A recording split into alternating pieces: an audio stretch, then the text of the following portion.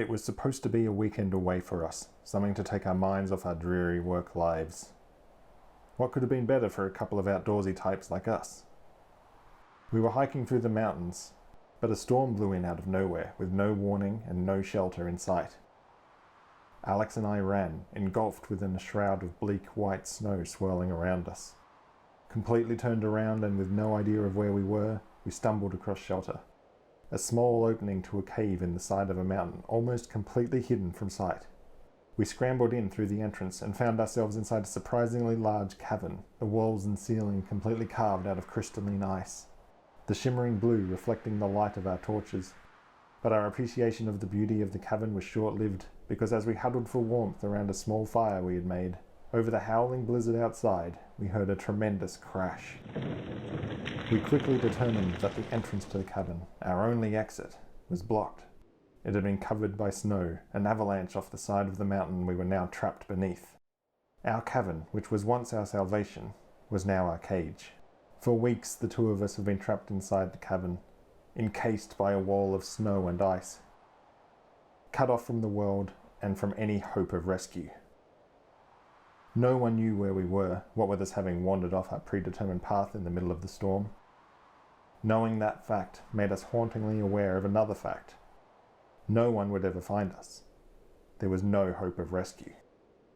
There is a frozen pond in our cavern, which we had been fortunate enough to catch some fish from during the first week of our icy imprisonment, but eventually the fish stopped biting and we grew hungry once more. My friend Alex attempted to find food from deeper within the cave. I too searched in vain. We found nothing. So for the longest time, we went hungry. The hunger was all we had in the end. Our fire kept us warm, our lanterns provided us with light. We had a supply of water by melting ice and snow, but it was food which constantly eluded us.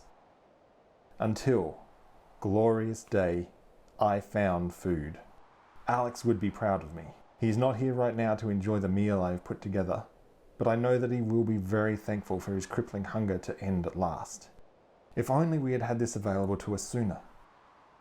We had given up hope on catching any more fish, but it was only then that an idea dawned on me, and it resulted in this glorious feast. The meat crackling over the small fire, the intoxicating aroma that fills the air, the juicy flavor on my tongue, all of it tantalized the senses and brought saliva flooding into my mouth. It won't be long until I am full and simply cannot eat another bite, but for the moment, I plan on enjoying every single morsel that explodes with flavor in my mouth and finds itself a satisfying resting place in my stomach. If only Alex and I had thought of this sooner. I turn my head and look to my left. I see Alex staring at me, his mouth open and his eyes wide at the sight of the meal I've laid out before us. I smile at him, eager to share. Care for a bite? I ask him playfully. I know Alex will enjoy this. Alex continues to stare, silent. His face has changed from the usual pink and subtle blue to white as the snow around us and then quickly became a sickly green. What have you done? He whispers. I frown. I found food, I explain, as though explaining something to a child. Obviously his hunger has crippled his comprehension. He doesn't understand. Sit down, eat. It tastes amazing. Alex stares at the food before us. He watches as I raise the hunk of meat I have over the fire on a stick and lift it to my mouth. His mouth drops open as he watches me take a bite. I smile at him, the juice seeping through my lips and running down my chin. Alex suddenly turns away and dry heaves over the rocks. He only vomits air, as his stomach has been empty for days, but he heaves and convulses inexplicably. What's wrong? I ask. You, Alex gasps. You need to eat, I insist. You're sick with hunger. Then Alex screams, You've eaten your legs! I look down. He's right, of course. The stumps of my legs now sit limply in the snow, cut off from just above the knees. I look back up at him. He seems horrified, but he's only weak with hunger. If he had more strength, he would see the logic behind this decision. I grin at him to show that it is all okay. When he continues to look horrified, I just laugh. I laugh deep from my belly, throwing my head back and clutching at my sides. My laugh growing louder and louder until the noise fills the cabin and echoes all around us. Alex, I say, stifling my laughter at last. You are so hungry. You need to eat. Here. I hold out the stick with the meat on it. The meat of my legs. I feel lightheaded, but attribute it to the satisfaction of the meal. It was surprisingly tasty. Actually, it was the most delicious thing I had ever eaten.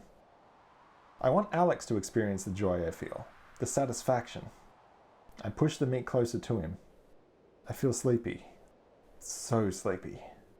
I can feel my eyes growing heavy and the icy walls around me sliding in and out of focus. But Alex needs to eat too. Before I can sleep, I need to make him eat.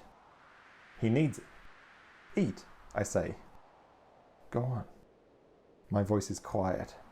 So soft. So tired. Alex slowly reaches out, his hand trembling. He says quietly, maybe just a little. I'm so hungry. I know Alex will enjoy this.